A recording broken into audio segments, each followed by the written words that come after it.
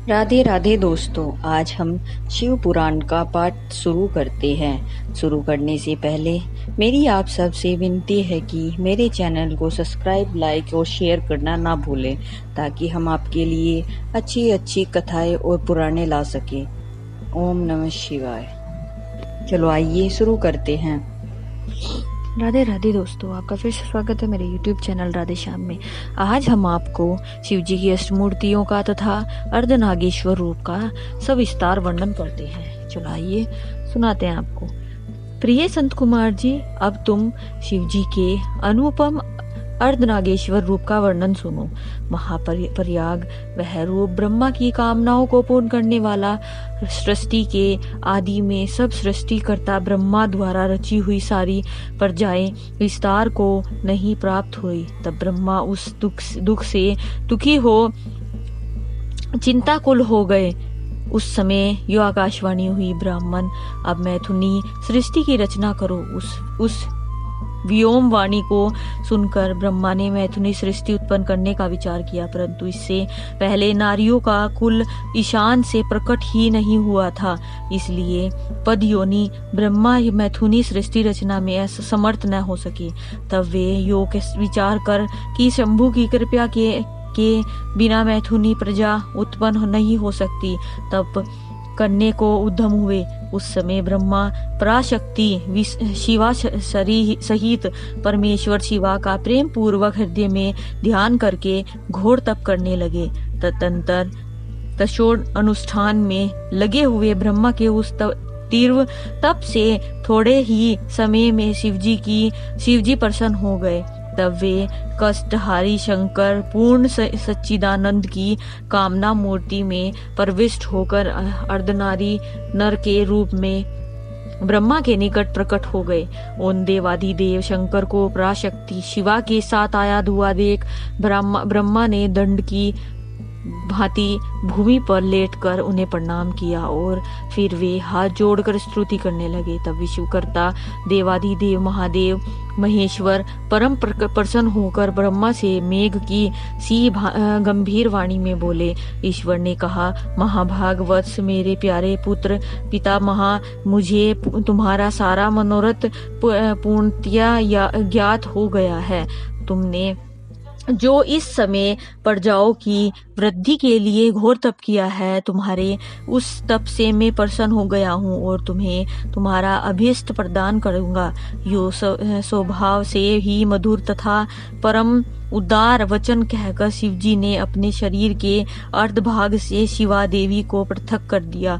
तब शिव से पृथक होकर प्रकट हुई उन परमा शक्ति को देखकर ब्रह्मा विनम्र भाव से प्रणाम करके उनसे प्रार्थना करने लगे। ब्रह्मा ने कहा, शिवे, सृष्टि के प्रारंभ में तुम्हारे पति देवाधिदेव परमात्मा शंभु ने मेरी सृष्टि की थी और मेरे द्वारा सारी प्रजाओं की रचना की थी। शिवे, तब मैंने देवता आदि समस्त प्रजाओं की मानसिक सृष्टि की, परंतु बारंबार रचना करने पर भी उनकी वृद्धि नहीं हो रही। अतः अब मैं स्त्री पुरुष के समागम से उत्पन्न होने वाले सृष्टि का निर्माण करके अपनी सारी प्रजाओं की वृद्धि करना चाहता हूँ, किंतु अभी तक तुमसे अक्षय नारी कुल का प्रकटन नहीं हुआ है। इस कारण नारी कुल की सृष्टि करना मेरी शक्ति के बाहर है, क्योंकि सारी शक्तियों का उद्गम स्थान तुम ही हो। इसलिए मैं तुम अखिलेश्वरी परमाशक्ति से प्रार्थना करता हूँ। शिवे, मैं तुम्हें नमस्कार करता हूँ। तुम मुझे नारी कुल की सृष्टि करने के लिए शक्ति प्रदान करो, क्योंकि शिव प्रिय इसी को तुम चराचर जगत की उत्पत्ति का कारण समझो। वर देवेश्वरी, मैं तुमसे एक और वर की याचना करता हूँ। जगत माता कृपा करके उसे भी मुझे दीजिए। मैं तुम्हारे चरणों में नमस्कार करता हूँ। वह वर यह है, सर्वव्यापिनी जगजननी, तुम चराचर जगत की वृद्धि के लिए अपने एक सर्वसमर्थ रूप से मेरे पुत्र दक्ष की पुत्री हो जाओ। ब्रह्मा द्वारा यो याचना किए जाने पर परमेश्वरी देवी शिवा ने तथास्तु ऐसे ही होगा कहकर वह शक्ति ब्रह्मा को प्रदान कर दी। सुतंत्रा जगमयी शिव शक्ति शिवा देवी ने अपनी बाहों के मध्य भाग से अपने ही समान प्रभावली एवं शक्ति की याचना की। उस शक्ति को देखकर देव श्रेष्ठ शिव शंकर भगवान शंकर जो लीलाकारी कष्टहारी और कृपा के सागर हैं, हंसते हुए जगदम्बा के से बोले। शिवजी ने कहा, देवी परमेष्ठी ब्रह्मा ने तपस्या द्वारा तुम्हारी आराधना की है, अतः अब तुम उन पर प्रसन्न हो जाओ और उनका सारा मनोरथ पूर्ण करो।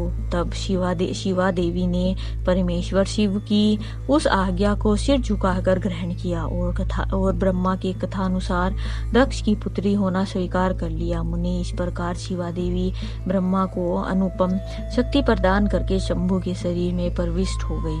तत्पश्चात भगवान शंकर भी तुरंत ही अंतर्ध्यान हो गए। तभी से इस लोक में स्त्री भाग की कल्पना हुई और मैथुनी सृष्टि चल रही पड़ी। इससे ब्रह्मा को महान आनंद प्राप्त हुआ तथा इस प्रकार मैंने तुमसे शिवजी के महान अनुपम अर्धनागेश्वर स्वरूप का वर्णन कर दिया है। यह सत्पुरुषों के लिए मंगलदायक है। नंदीश्वर जी कहते हैं, सर्वज्ञ संत कुमार जी, एक बार रुद्र ने हर्षित होकर ब्रह्मा जी से शंकर के चरित्र का प्रेम पूर्वक वर्णन किया था। वह चरित्र सदा परम सुखदायक है, उसे तुम श्रवण करो।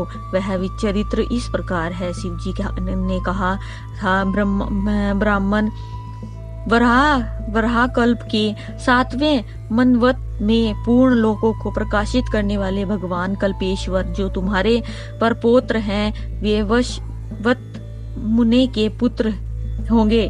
तब उस मनव तनवर की चतुर्योगिनी के किसी द्वापर युग में लोकों पर अनुग्रह करने तथा ब्राह्मणों का हित करने के लिए प्रकट हों। ब्राह्मण युग प्रवृत्ति के अनुसार उस प्रथम चतुर्योगी के प्रथम द्वापर युग में जब प्रभु स्वयं ही व्यास होंगे, तब मैं उस कलियुग के अंत में ब्राह्मणों के हितार्थ शिवा सहित श्वेत नामक महामुनि होकर प्रकट होऊंगा। उस समय हिमालय के रमणीय शिखर छागल नामक पर्वत श्रेष्ठ पर में शिखाधारी 4 शिष्य उत्पन्न होंगे। उनके नाम होंगे श्वेत, श्वेताशिख, श्वेतावश्य और श्वेतालोहित। वे चारों ध्यान योग के आश्रय से मेरे नगर में हो जाएंगे। आज की कथा में समाप्त करते हैं। आगे की कथा आपको कल सुनाएंगे। ओम नमः शिवाय।